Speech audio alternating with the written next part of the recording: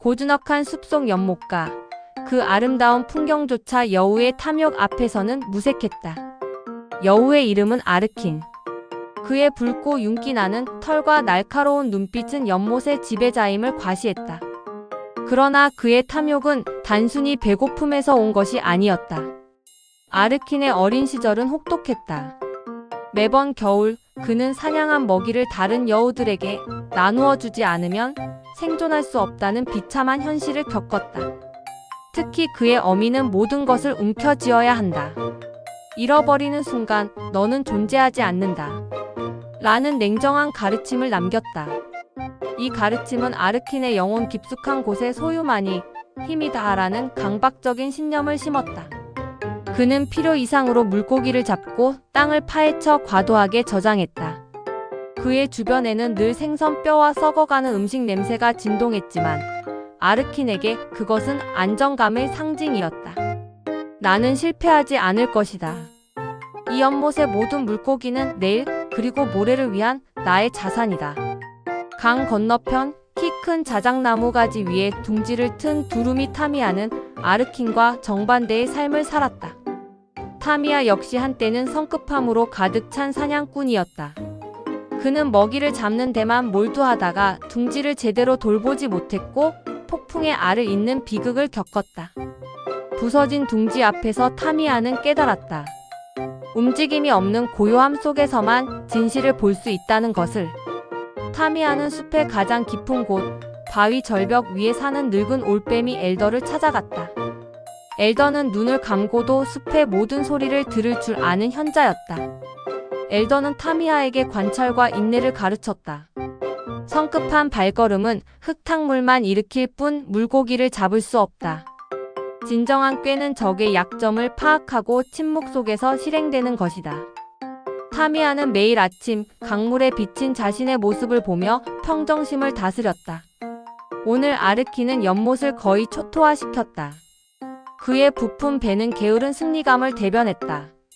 하지만 그 승리감은 잠깐. 그는 신선한 물고기 수십 마리를 연못 가장자리에 움푹 팬 바위 웅덩이에 가두어 두었다. 웅덩이의 물은 햇볕에 빨리 데워지고 있었다. 물고기들은 살기 위해 필사적으로 퍼덕거렸다. 내일 아침 나는 이 신선한 물고기로 다시 연못의 지배자임을 증명할 것이다.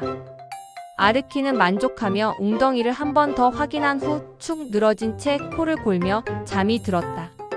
그의 콧소리 소리는 연못의 고요함을 파괴하는 탐욕의 불협화음 같았다. 타미야가 연못가에 내려앉았을 때 주변에는 뼈만 남은 물고기의 처참한 잔해가 마치 전쟁터를 연상케 했다. 텅 빈 연못과 아르킨의 콧방귀 소리. 타미야는 희망을 버리려 했으나 웅덩이 안에서 들려오는 미약한 물 첨벙거리는 소리를 놓치지 않았다.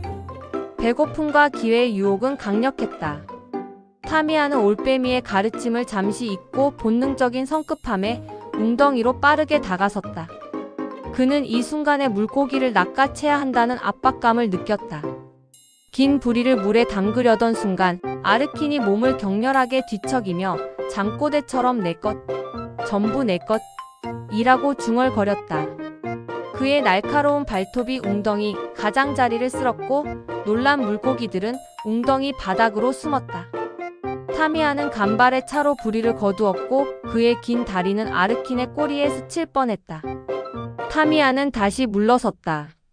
심장이 빠르게 뛰었다. 성급함. 바로 이것이 나를 파멸로 이끌 뻔했구나. 섣부른 행동은 언제나 대가를 치르게 한다. 타미야는 깊은 한숨을 쉬며 아르킨을 깨우지 않고 조용히 연못을 떠났다. 타미야는 엘더 올빼미를 다시 찾았다. 해 진력 바위 절벽은 붉은 노을로 물들어 있었다. 스승님, 제 마음의 조급함을 이겨내지 못하고 위험에 처했습니다. 그는 잠들어 있지만 그의 탐욕이 깨어 저를 위협했습니다. 엘더는 고요한 목소리로 타미야의 마음속을 꿰뚫어 보았다. 아르킨의 탐욕은 그의 가장 큰 힘인 동시에 가장 큰 약점이다. 그는 눈앞의 것에만 집착하여 자신이 가둔 물고기가 어떤 속성에 반응하는지조차 생각하지 못한다. 그가 가둔 물고기들을 그의 눈앞에서 사라지게 할 꾀를 찾아야 한다. 힘이 아닌 흐름을 이용하거라. 엘더는 이어 물고기의 습성에 대해 상세히 설명했다. 물고기는 큰 소리보다는 일정한 주파수의 미세한 파동에 호기심을 갖고 모여든다. 그것은 그들이 안전하게 먹이를 찾는 방식이기 때문이다. 타미야는 엘더의 가르침을 머리가 아닌 온몸으로 이해했다. 타미야는 새벽녘 연못으로 돌아왔다. 이른 아침 안개가 연못 수면 위를 맴돌았고 여우 아르킨의 코꼬리 소리만 더욱 둔탁하게 울려 퍼졌다. 타미야는 이번에는 절대 성급하게 움직이지 않았다. 타미야는 먼저 아르킨이 잠든 웅덩이에서 가장 멀리 떨어진 햇빛이 잘 들지 않는 연못의 북쪽 가장자리를 선택했다. 이곳은 아르킨이 깨어나도 즉시 시야에 들어오지 않는 완벽한 사각지대였다. 그는 주변에 흩어져 있는 작은 자갈들을 부리로 물어와 한 곳에 모았다. 너무 크거나 모양이 불규칙한 돌은 버렸다. 균일하고 일정한 파동을 만들 수 있는 조약돌만을 선별했다. 나의 꾀는 힘이 아닌 정확성이다. 타미야는 속으로 되뇌었다. 타미야가 첫 번째 조약돌을 연못에 던졌다. 퐁! 청아한 소리가 연못을 깨웠지만 아르키는 여전히 깊은 잠에 빠져 있었다.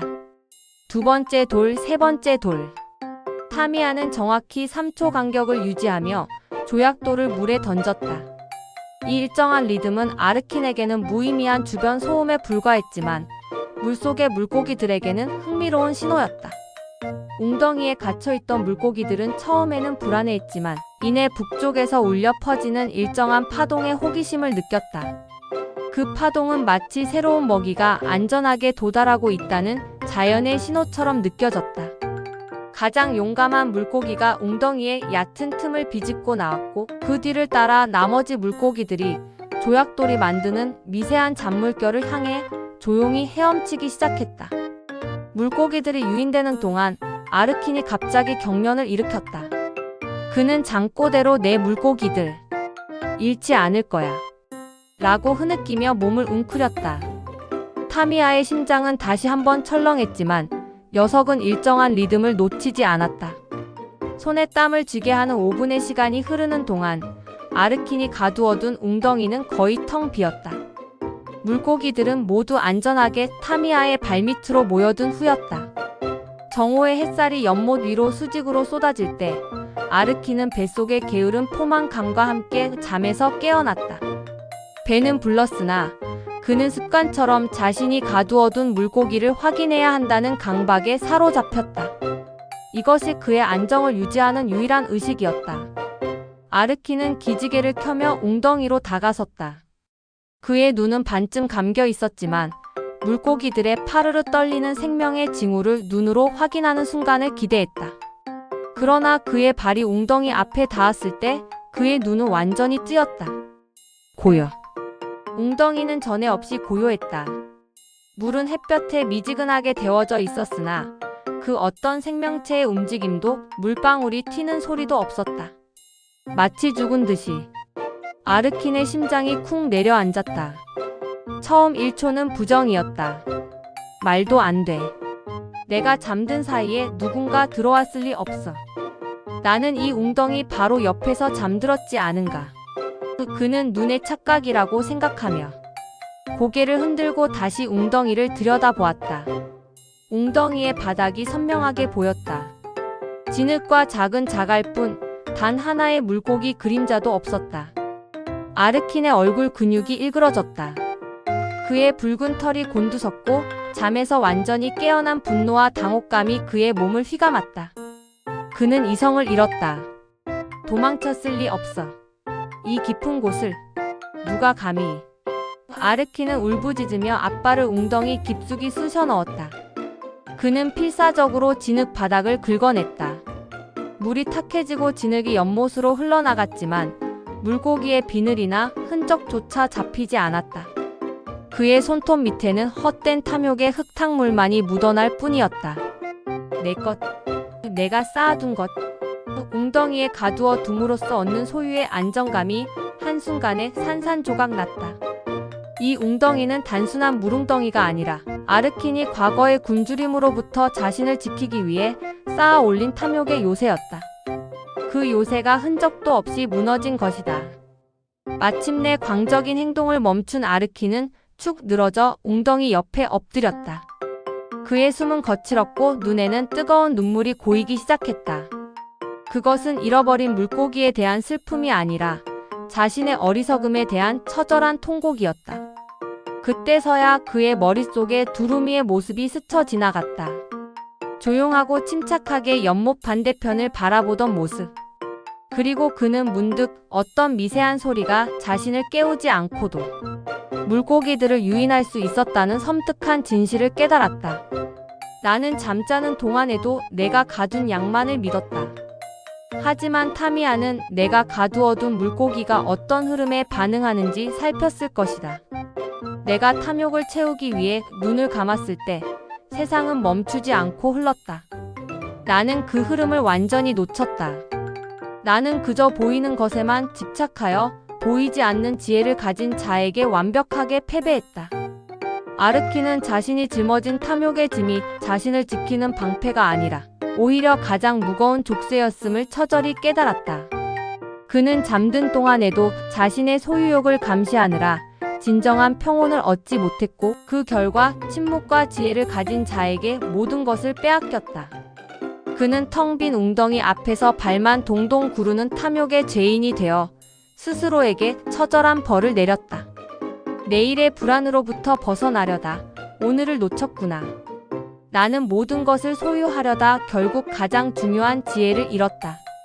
시간은 계절을 바꾸었다. 아르킨의 털빛은 여전히 붉었으나 그의 눈빛에는 예전의 광적인 탐욕 대신 깊은 사색이 깃들어 있었다. 그는 필요한 만큼만 사냥했고 남은 물고기들은 웅덩이에 가두는 대신 자연스러운 연못의 흐름에 맡겨두었다. 그는 숲의 다른 동물들과도 적절히 영역을 공유했고 더 이상 콧고리로 연못의 고요함을 파괴하지 않았다. 어느 가을날 낙엽이 물 위를 덮을 때 타미야가 연못에 다시 내려앉았다. 아르키는 놀라지 않았다. 그저 고요하게 물을 마시는 타미야를 바라보았다. 타미야, 자네의 꾀는 정말 놀라웠네. 내가 만든 감옥은 자네의 작은 돌멩이 앞에서 무너졌지. 아르키는 진심으로 말했다. 타미야는 여유롭게 대답했다. 나는 힘을 사용하지 않았네. 나는 단지 너의 약점을 이용했을 뿐이다. 아르킨, 너는 소유를 위해 모든 것을 멈추려 했지만 이 세상의 모든 것은 흐름 속에 있다. 물고기, 시간, 심지어 너의 욕심까지도 말이다. 너는 그 흐름을 거역하려 했고 나는 그 흐름을 이용한 것이다. 타미야는 잠시 아르킨을 바라보았다. 진정한 지혜는 가지는 것이 아니라 놓아줄 때 얻는 평온 속에 있음을 이제 알겠는가? 아르킨은 고개를 끄덕였다. 알겠네.